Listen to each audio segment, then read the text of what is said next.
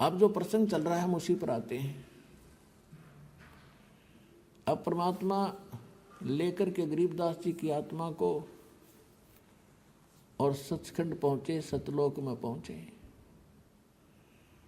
सतलोक का आपको दास वर्णन कर रहा है कि वहाँ 3 पोर्शन है सतलोक के, सचखंड के। जैसे अपने राजधानी है दिल्ली की, एक तो उसमें बाह्य क्षेत्र है बाहर का जिसमें गांव आते हैं, वो भी दिल्ली ही कहलाती है। और फिर उसके बाद आता है शहर का हिस्सा जहाँ बाजार बने हुए हैं, वो सेकंड पोर्शन।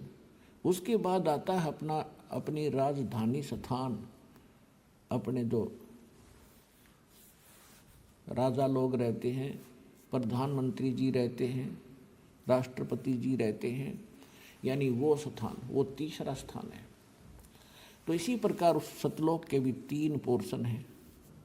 बाहर का जो स्थान है, बाह्य क्षेत्र है, उसमें झरने बह रहे होते हैं, बाग बगीचे हैं सदाबहार, बहुत सुंदर वहाँ महक उठ रही होती है और झीनी झीनी आवाज़ वहाँ पर बजती रहती है जो बहुत सुहाती है, कानों को अच्छी लगती है।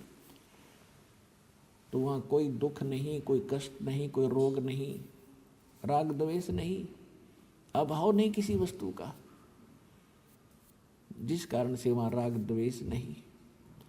और सबको एक जैसा शरीर है, सबको एक जैसा ही वहाँ पर व्यवस्था उपलब्ध है। वहाँ कोई छोटा और बड़ा नहीं, वहाँ कोई अमीर और गरीब नहीं, वहाँ कोई शूद्र और उच्च वर्ण के नहीं, ब्राह्मण नहीं। तो वहाँ पर राग द्वेष होता ही नहीं। और वैसे भी वो शरीर जो आपको मिलेगा वो ऐसनाविरम शुक्रम कायम ऐसनाविरम, वहाँ जो आपको शरीर प्राप्त होगा उसमें नाड़ी तंत्र नहीं होगा, एक तत्व से बना हुआ होगा। उसकी बनावट, उसके अंदर जो मशीनरी है वो बहुत अच्छी होती है, वो कभी नाश नहीं होती। और वहाँ जो आप खाते पीते हो वो कहीं विसर्जन करने के लिए नहीं जाना पड़ता, उस बॉडी में उतना ही कंज्यूम हो जाता है।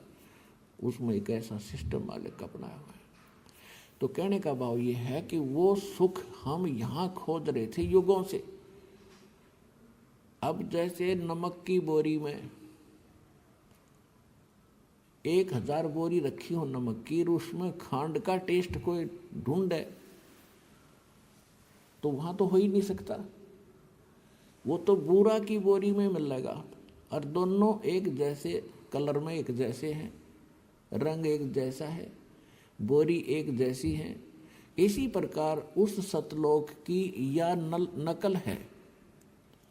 सतलोक में एज इट इज सृष्टि है। यहाँ तो ये अब खत्म हो गए, जैसे पेड़ पेड़ कति कंडम हो गया काम सारा ही।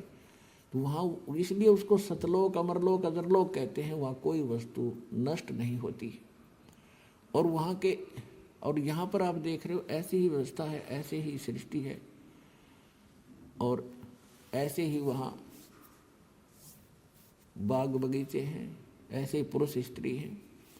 और ये नकली संत सतलोक की महिमा गाते हैं, राधा स्वामी वाले या और भी कोई भी कबीरपंथी हैं, कहते हैं वहाँ प्रकाश ही प्रकाश है, चेतन ही चेतन है, और परमात्मा निराकार है।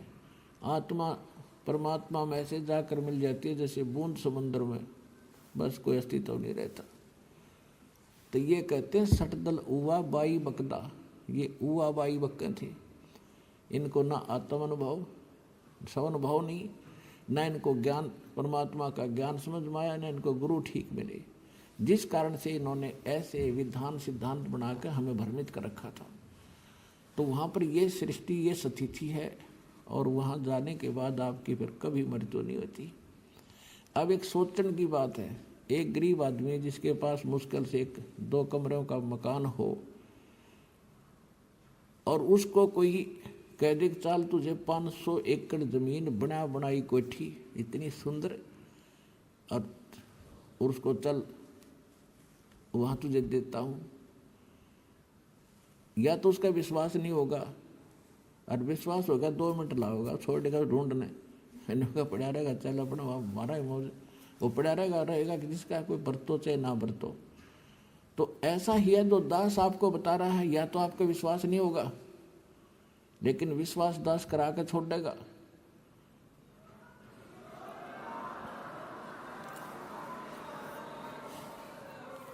क्योंकि ये दास की बनाई हुई सेल्फ मेड स्टोरी नहीं है, ये गॉड गिवन स्पिरिचुअल नॉलेज है, परमात्मा का दिया हुआ अध्यात्म ज्ञान है।